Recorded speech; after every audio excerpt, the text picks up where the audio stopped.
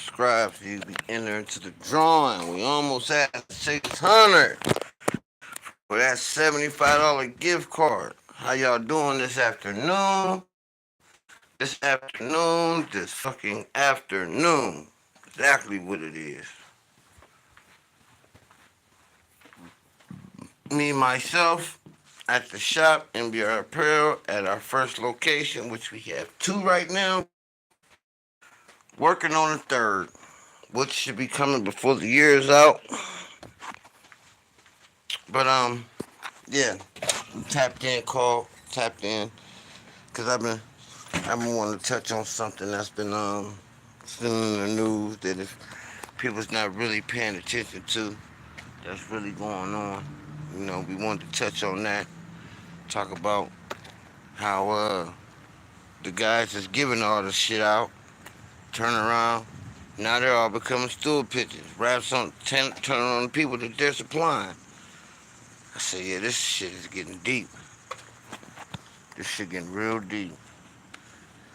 So yeah, I was just watching the news today. They just knocked somebody else. I think it was in Georgia or whatever. Um, multi-kilo bust. I think it was 18 people involved.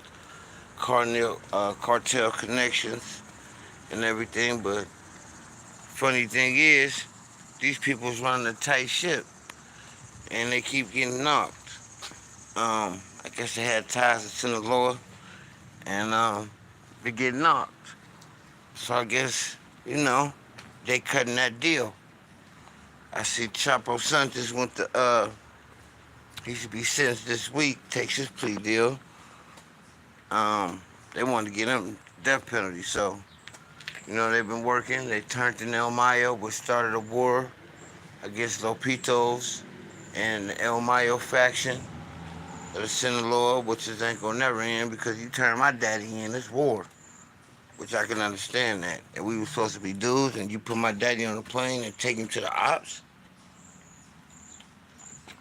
I can never forgive that. But they went and clicked up with the CNG, and now they running. Now Lopitos is running with CNG because basically they're losing.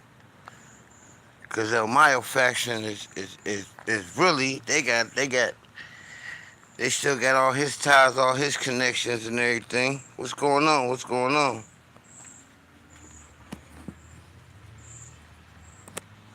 They got happy birthday. They got ties to his section, so they really can't win that war. So they went and clicked up with the CNG that battle El Mayo's faction. But the funny thing is, basically clicked up with El Mitchell to fight against El Mayo's son. You know what I mean? Because Lopitos they turned the daddy in, which they had to be getting a hell of a deal to turn in El Mayo in. They had to get a hell of a deal, and it must have because they let all their family come over here, and they ain't ICE ain't running down on them, deporting them. So, and then Chapo's one son keeps saying he ain't cooperating. But shit, I can't tell. The death penalty ain't on the goddamn table no more. You know? I think the other two sons is out still. But I guess they're giving up, if you deal with them and they find out you dealing in fentanyl, they're turning you in if they can't knock you down. Because they made them, Trump designated them a cartel. They designated the cartel as terrorists, as domestic terrorists. But they said, shit, how the fuck is we terrorists and we just providing a product that your country service, that y'all hit us for? So how the fuck is we terrorists? You know what I mean? Like, we ain't running around, we're not making these motherfuckers buy this shit. They buying this shit off of us. So how the fuck is we terrorists?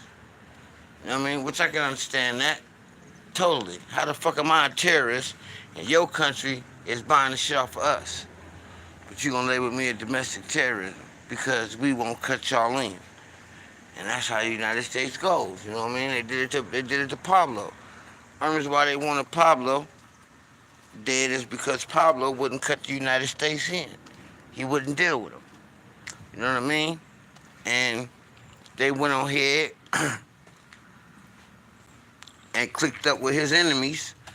You know what I mean? Formed their own little cartel and Los Pepes, which was the Los Pepes cartel, formed them to take down Pablo. You know what I mean? Because Pablo wouldn't let him in. You know what I mean? The Ochoas didn't care. They was gonna let him in. But Pablo said, fuck y'all, I ain't letting y'all in. You know what I mean? And so it was a war.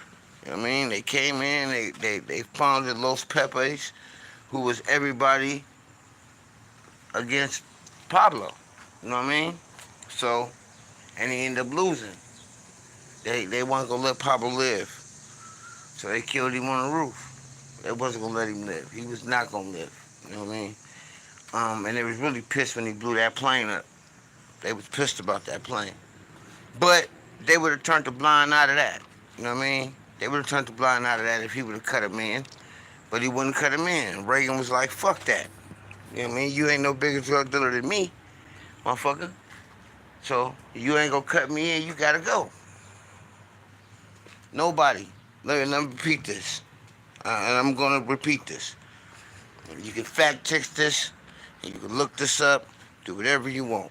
No president in the history of this fucking country sold more drugs than Ronald Reagan. That's a fact. Not one. Ain't a president sold more drugs than Ronald Reagan. Reagan was so cold, he was landing this shit in private airports all around the United States and then having sheriffs,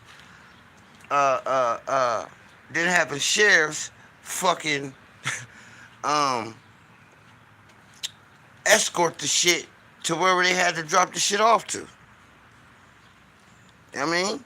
And once the Iran-Contra blew up and Oliver North had to testify in front of Congress that he was using the drugs, they was trading drugs for guns with the Contras, they stopped all them private airports. That's why something like, especially in the Midwest, all the Midwest states have private airports. You know what I mean? And they would fly the drugs in, land them, and then escort the drugs to wherever they needed them to go. You know what I'm saying? Most of the time, a lot of time, it was the dude Barry Seal that was flying them shits in. He was doing a lot of that shit, Barry Seal was. He was gonna give up everybody. They put him on house arrest. They put him in the halfway house, sentenced him to death, knowing if he checked into that halfway house, they was gonna kill his ass. And that's exactly what happened. Then you had the one Falcon dude, Lord of the Sky. He was flying a lot of that shit in. You know what I mean? And dropping that shit off to motherfuckers like Rayful Edmond, Freeway Ricky, whole lot of these guys. You know what I'm saying? And that was all Reagan doing. All Reagan doing. You know what I'm saying? That was it. And when the shit blew up, Oliver North fell on the sword, who's a general and still in the military to this day. And he openly told Congress he sold drugs. You know what I'm saying? And Reagan was so cold, he created the crack era. He created the crack law that 1 gram of crack means 100 grams of cocaine, and he sold the shit. So basically, I'm giving it to you, you sell it for me, but if my government catches you selling this shit, they gonna give you life. If that ain't double jeopardy, I don't know what is. I don't know what is. And they label Reagan as one of the best presidents we had. That motherfucker sold more dope than the law allowed. Sold more dope than the law allowed. Then set up a sting. Let me tell you how cold Reagan was.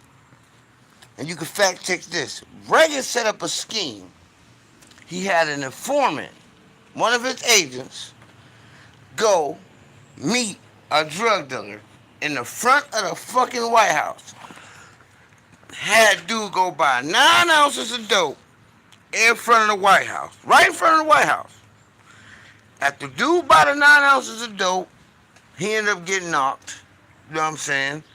They take the dope, put it right on the fucking news as a special bulletin, as the fucking as they do when they give a president make the special bulletin, they cut the news and go right to the fucking segment. He got the dope sitting on this table and say, we just bought this. This shit just got bought right in front of the fucking White House. He made it seem like it was random, and they followed the drug dealer. Just so happened he met somebody in front of the White House. The deal was done. They snatched him up. He put the whole plan together himself. Had his informant go out there, call the dude the informant had been dealing with, meet the motherfucker. Dude sit right on the bench, selling 9 ounces of dope. Dude go one way, he go another way. Foreman go right in there, handing 9 ounces to Reagan. Reagan does a fucking special bulletin news report with the 9 ounces on the fucking table. Talking about crack. 9 ounces of hard too. Crack. And tell them, yeah, this was just bought right on the lawns of the White House. It's just as easy as you can tie your shoe. You can buy this right here. 9 ounces. And he set the play up the whole fucking time. That's funny. I said, man, you can't make this shit up. You can't make it up. You can't make it up. You know what I'm saying? You can't make it up. So now they always had for years they needed the cartel to fund the $5-6 billion tax-free business, because what the government does is whatever cartel is the strongest, it backs them. All right, turns a blind eye to what the fuck they do, backs them to get the money. That's what they do. Whoever's the strongest, okay? They was back in Sinaloa for a long, long time. All right. Then they started backing the Gulf Cartel. Then they started backing who else? It was the Gulf Cartel. Then they started backing the Zeta Cartel. You know what I mean? They don't want to fuck with the CNG because they say they too vicious. You know what I mean? And they move like a military unit. They don't want to fuck with them, really. I mean, so they stay the fuck off of them motherfuckers. But everybody else, they been backing. When and this is a proof. When Sinaloa had another in-house feud, when LaBarbie and the clan he was rolling with, I'm gonna tell you in a minute what the hell their names was. Man, the one that all three brothers got killed too. I think one went to jail and the other two were murdered. But anyway, they were infighting. LaBarbie and all them was infighting against Chapo. They were going to war. Well, LaBarbie and them had clicked up with the Zetas, which used to be the bodyguards to the cartel, but then they turned around and started their own. So they started running with LaBarbie and I forgot, it's gonna come to me. The three brothers, right? But they were all part of Sinaloa. They were good friends, the Chapos, they were partners. Well, they fell out, okay? So what happened was, once they fell out, a war started, all right? They were deeper than the Zetas, so they ended up pushing the Zetas off so they couldn't protect LaBarbie and all them cats. So what happened was the government sided with Chapo. All right, they sided with Chapo to take down the other faction that they was warring with, and this is where Flores twins and all them had come into play. All right, during that time. So the government backed Chapo. That's why the United States knew he escaped. They didn't give a fuck. They didn't care he escaped. All right, so they knew he escaped, and they looked the other way. This motherfucker having weddings in the middle of the town and all this shit. And Sinaloa couldn't touch him. All right, so hold on. My back. Excuse me. Um. So So once they backed Chapo, he was able to eliminate his competition was his partners, and he took over. All right, and him and El Mayo took over and took Sinaloa to another level. All right, and that's basically what happened. You know what I'm saying? Um,